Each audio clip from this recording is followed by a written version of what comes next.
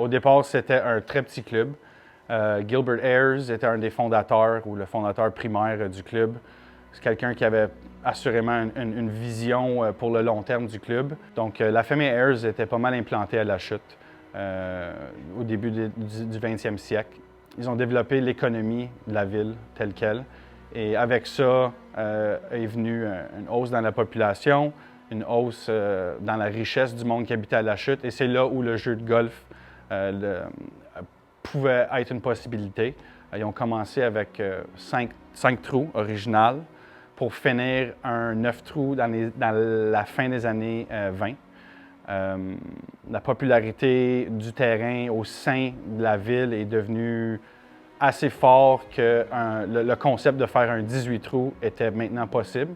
En 1945, 6, 7, ils ont complété les travaux sur Parcours 1, le Parcours Thompson. Stanley Thompson a fait des terrains très populaires et bien connus comme St. George's à Toronto, qui va avoir le Canadian Open cette année.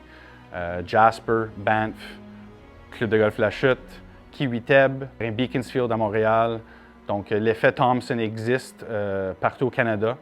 Et vraiment, dans le boom économique des années 50, après la Deuxième Guerre mondiale, où le golf était aussi populaire qu'il est maintenant, ils ont vraiment pris un gros risque en bâtissant un 36 trous. Fait que c'était un club 36 trous dans une petite ville avec beaucoup d'histoire depuis 50 ans avant. Puis c'était un club qui avait vraiment une vision pour nous amener jusqu'à 100 ans. Parcours 2 a été conçu pour être un terrain privé, pour les membres seulement. 7000 verges dans les années 60, c'était très long. C'était considéré comme un des plus toughs et plus longs terrains au Canada. Et c'est ça qui a attiré beaucoup de bons joueurs. Bien, je sais qu'il y avait des très gros parties, des banquets. J'ai des vieux photos historiques avec des générales de l'armée, du monde habillé vraiment formel. C'était sérieux. C'était vraiment sérieux le golf ici. Il n'y avait pas beaucoup de terrain, évidemment, dans ce temps-là. Et puis, Club de golf La Chute était un terrain privé et qui faisait partie des gammes de terrains qu'on connaît comme Laval-sur-Lac, Royal Montréal, beaucoup de tournois professionnels.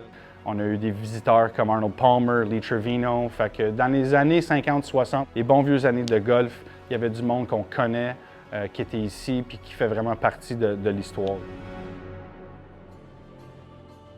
On a la chance ici au club, depuis la nouvelle génération d'administration qui est établie en 2018, il y avait le bon réflexe d'implanter beaucoup de nouvelles technologies pour mieux gérer un club, mieux communiquer avec ses membres. Nous profitons aussi de technologies pour avoir une application mobile pour que les membres puissent réserver d'avance très facilement en ligne. Oui, on bénéficie de ça et malgré un club de centenaire, on dirait qu'on est en avance de la courbe. Au niveau de la technologie, on est un club semi-privé.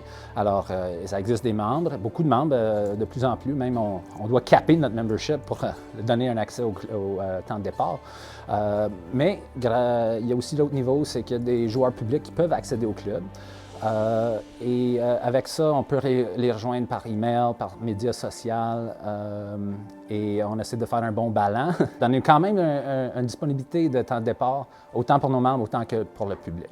On dirait qu'avec les améliorations du club, l'investissement que le club fait à tous les niveaux, on dirait que le public ainsi que les membres, ils ont le goût d'avoir un sens d'appartenance au club. Ça n'a pas pris beaucoup de temps là, avant que je me sente comme un membre officiel de La Chute. Je te dirais que ça a pris quelques semaines, puis j'étais comme « OK, ouais, je suis officiellement membre de La Chute ». J'avais joué La Chute auparavant. Je trouvais que c'était un terrain difficile, mais pas le plus difficile que j'avais joué. Mais là, je dois dire, avec les modifications que Ben et son administration sont en train de faire, là, c'est un vrai challenge. Là, en ce moment, ça te met au test. Fait que c'est ça que j'aime beaucoup. Ça fait pas juste travailler le driver où est-ce que tu vas envoyer la balle très loin. Ton jeu court, il faut qu'il soit sharp aussi. Pour moi, c'est ça qui est intéressant à La Chute, c'est qu'ils ne restent pas assis à rien faire. Ils vont toujours aller de l'avant, puis ils vont continuer à innover depuis que Ben est là. Puis ça, c'est quelque chose, selon moi, là, qui est super important. Moi, ma gang, on est une gang de jeunes membres intermédiaires.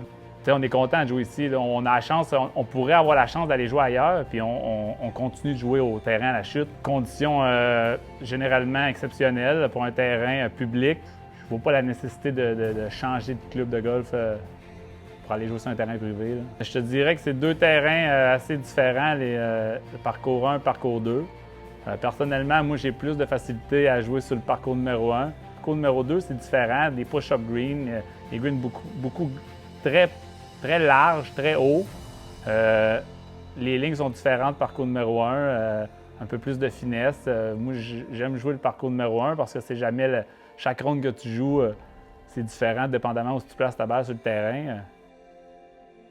J'ai rentré membre junior ici dans 63 ou 64. Puis j'étais membre junior, puis là, j'ai commencé à travailler ici dans le bag shop. Puis je travaillais dans le pro shop que c'est des années 110. Puis depuis 110, je suis membre ici. Plus jeune, j'étais chanceux, j'ai joué beaucoup de golf, puis j'ai joué sur l'équipe junior de Québec. J'avais le fait de voyager partout à travers la province de Québec, l'Est du Canada. Puis honnêtement, ici, la chute, c'est une des meilleurs terrains que j'ai jamais joué. Moi, je connaissais le club dans le temps qui était privé ici, était le gros club quasiment dans l'Est du Canada. Puis là, je vois le terrain commence à devenir de la manière qu'il était dans le temps.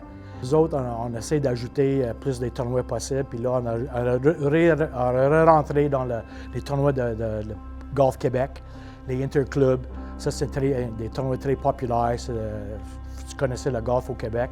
Là, on a rendu avec une équipe de classe A. C'est les meilleurs golfeurs. Puis on a rendu avec de classe B aussi, quelque chose de nouveau qu'on va ajouter cette année. Les seniors plus les femmes seniors. Ça, c'est bon. Ça vient beaucoup d'intérêt du club pour le monde compétitif. Puis même l'année passée, je veux dire, plus de monde commence à jouer des tournois compétitifs en dehors du club. Je me dis toujours que le fantôme de Gilbert Ayers est toujours ici pour me protéger. Je pense qu'il sait qu'on essaie notre mieux, on travaille fort, notre staff est très bon, puis honnêtement, on essaie juste de remettre le même sentiment d'appartenance à ce club-là qu'il y avait avant. C'est quelque chose qui a été peut-être perdu pendant une génération, mais c'est pas long pour rebâtir quelque chose comme ça, puis super fier de le faire. Mais pour nous, présentement, le focus est vraiment sur le terrain, puis je pense que les golfeurs le voient. Ils voient notre staff en train de travailler fort. Ils voient les nouvelles machineries qui rentrent. Ils voient les arbres qui tombent. Puis ils voient qu'il y a vraiment du travail qui se fait. Puis je pense que le consommateur de golf veut jouer à un terrain où ils sentent que leur argent va en quelque part de spécifique. Comme un golfeur jeune, compétitif, quand je venais ici, c'est sûr qu'il fallait que je m'implique avec du monde plus âgé. Ça faisait partie, tu sais, dans les années 90-2000, si un jeune voulait jouer au golf, il fallait qu'il ait l'appui des plus âgés. Ça, c'est sûr. Maintenant, avec notre programme intermédiaire, on a 100 membres intermédiaires. C'est quelque chose qui amène une nouvelle énergie au club. Puis je pense que ceux qui sont plus âgés aiment avoir cette nouvelle énergie autour d'eux. Ils voient que ça bouge, ils voient qu'on fait une différence maintenant, qu'on s'en va chercher du monde qui sont plus jeunes, et puis on veut les retenir. C'est comme ça qu'on va commencer notre nouvelle histoire pour les 20-30 prochaines années.